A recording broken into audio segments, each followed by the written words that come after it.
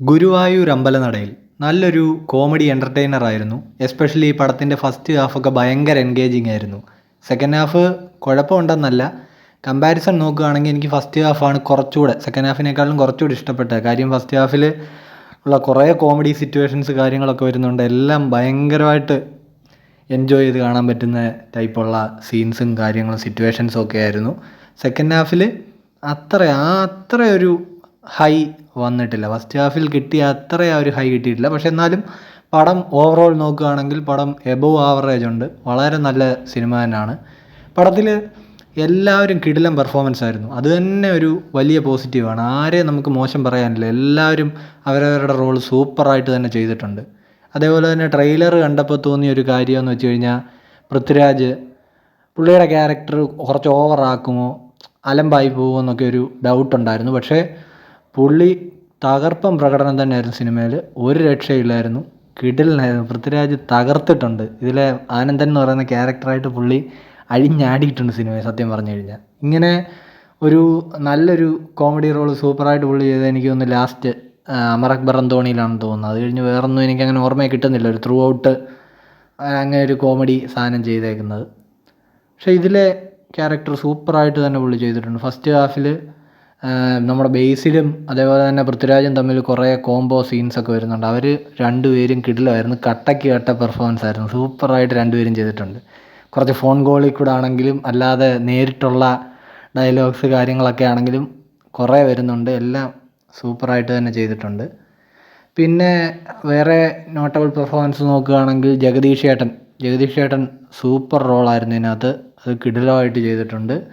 പിന്നെ ജയ ജയ ജയ ഹേലെ ബേസിലിൻ്റെ അമ്മയായിട്ട് അഭിനയിച്ച ആ ചേച്ചി സൂപ്പറായിട്ട് റോൾ ചെയ്തിട്ടുണ്ട്. പിന്നെ നിഖില വിമൽ, അനശ്വര, പിന്നെ രോമാഞ്ചത്തിലുണ്ടായിരുന്നു സിജോ സണ്ണിയൊക്കെ മെയിൻ റോളാണ്. ഒരു മെയിൻ ഇമ്പോർട്ടൻ്റ് റോള് തന്നെയാണ്.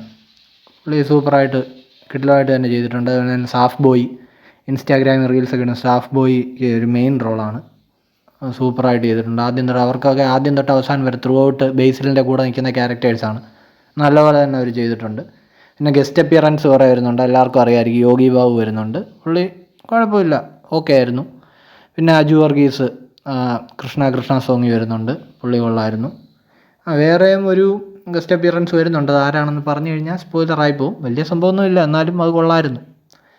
പിന്നെ ഇതിൻ്റെ സ്റ്റോറിയെ പറ്റി പറയുകയാണെങ്കിൽ, ഇങ്ങനെയുള്ള സ്റ്റോറി നമ്മൾ വെച്ച് മലയാളം പടങ്ങളൊക്കെ മുമ്പ് ഇറങ്ങുമായിരുന്നു.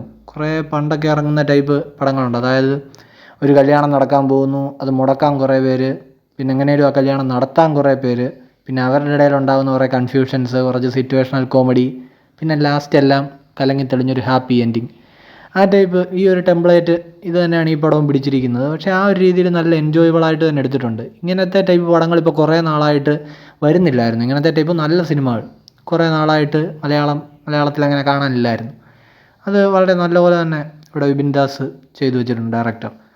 പിന്നെ എൻ്റെ മ്യൂസിക് ഡിപ്പാർട്ട്മെൻറ്റ് കൊള്ളായിരുന്നു. ഒരു തമിഴ് സോങ്, ഒരു റാപ്പ് പോലത്തെ ഒരു തമിഴ് സോങ് വരുന്നുണ്ട് ഇൻ്റർവൽ ടൈമിൽ. അത് നല്ലൊരു ഗുമ്മുണ്ടായിരുന്നു, നല്ലൊരു കിടിലമായിരുന്നു.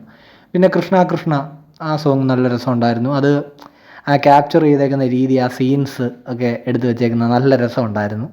പിന്നെ ഇതിൽ കെ ഫോർ കല്യാണം എന്ന് പറഞ്ഞ ഒരു ഡാൻസ്, രണ്ട് കല്യാണ വീട്ടിലെ ഡാൻസ് കാണിക്കുന്ന ഒരു സോങ്, ആ പാട്ട് എനിക്ക് അത്ര അങ്ങോട്ട് ഇഷ്ടപ്പെട്ടില്ല. പക്ഷേ എല്ലാവരുടെയും ഡാൻസ് കിടിലമായിരുന്നു. അതിനകത്ത് ഇപ്പം അനശ്വര, നിഖില വിമൽ അവരുടെ ആ ടീം, പിന്നെ ഇപ്പുറത്ത് ബേസിൽ സിജു സണ്ണി, സാഫ് ബോയ് അവരുടെ ആ ടീം, അവരുടെ എല്ലാം വീട്ടിലുള്ളവരെല്ലാം ഡാൻസ് കളിക്കുന്ന ആ ഒരു നല്ല രസമുണ്ടായിരുന്നു.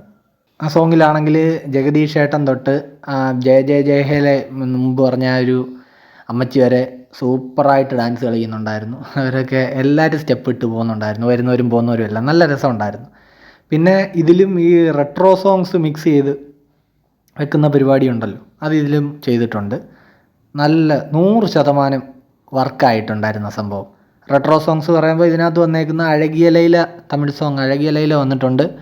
പിന്നെ കണ്ണാന്തുമ്പി പോരാമോ, അത് രണ്ടും മിക്സ് ചെയ്തിട്ടുണ്ട്. അത് പെർഫെക്റ്റ് ബ്ലെൻഡായിരുന്നു. അതിട്ട സീനിന് പെർഫെക്റ്റ് മാച്ച്, നല്ല രസമായിരുന്നു. തിയേറ്ററിലൊക്കെ നല്ല കയ്യടി കിട്ടിയ സീൻസായിരുന്നു.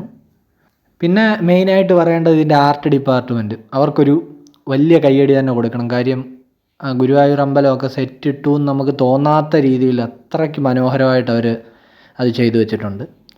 ഓവറോൾ നോക്കുകയാണെങ്കിൽ ഒരു നല്ലൊരു സിനിമ തന്നെയാണ്, പോയി കാണാവുന്ന ഒരു നല്ല സിനിമയാണ്. സിനിമ നിങ്ങൾ കണ്ടിട്ടുണ്ടെങ്കിൽ നിങ്ങൾക്ക് സിനിമ എങ്ങനെ ഉണ്ടായിരുന്നു എന്നുള്ളത് കമൻറ്റ് ചെയ്യുക.